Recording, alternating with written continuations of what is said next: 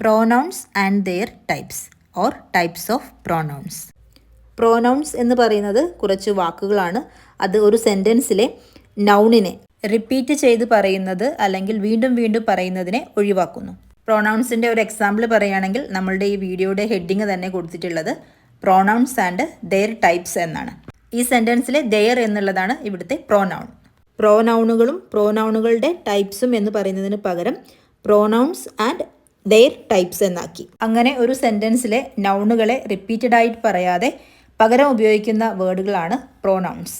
അപ്പോൾ ഏതൊക്കെയാണ് പ്രോനൗൺസുകളെന്നും അതുപോലെ അതിൻ്റെ ടൈപ്സ് ഏതൊക്കെയാണ് വരുന്നതെന്നും നോക്കാം. നമുക്കറിയാവുന്ന പ്രോനൗൺസ് ആണ് I, we, they, she, he, it. ഈ പ്രോനൗൺസുകളെയാണ് നമ്മൾ പേഴ്സണൽ പ്രോനൗൺസ് എന്ന് വിളിക്കുന്നത്. ഇത് ഒരു വ്യക്തിയെയോ അല്ലെങ്കിൽ ഒരു മൃഗത്തിനെയോ ഒക്കെ സൂചിപ്പിക്കാൻ വേണ്ടി ഉപയോഗിക്കുന്നു. ഈ പ്രോനൗൺസിൽ തന്നെ സിംഗുലറും പ്ലൂറലും വരുന്നുണ്ട്.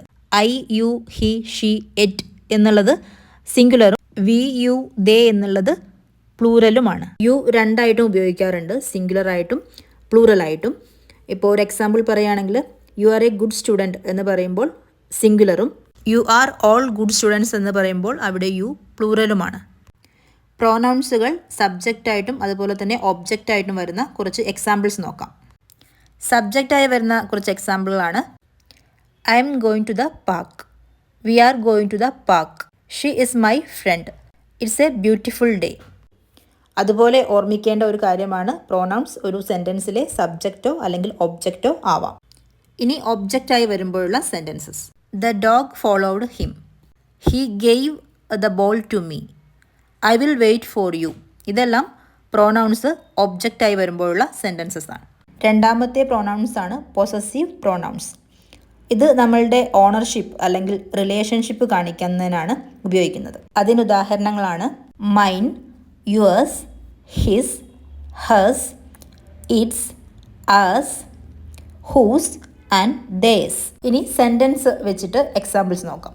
This phone is mine, is that coat yours, the red jacket is hers, this garden is ours, whose is this bag. മൂന്നാമത്തെ പ്രോനൗൺ ആണ് റിഫ്ലെക്സീവ് പ്രോനൗൺ.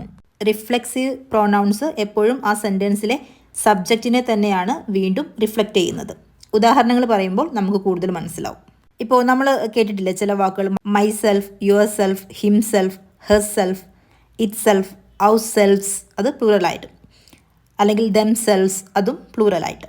അപ്പോൾ ഇത്തരം പ്രോനൗൺസുകൾ അവസാനിക്കുന്നത് സെൽഫ് എന്നിലോ അല്ലെങ്കിൽ സെൽഫ്സ് എന്ന വാക്കുകളിലോ ആയിരിക്കും. ഉദാഹരണങ്ങൾ നോക്കാം.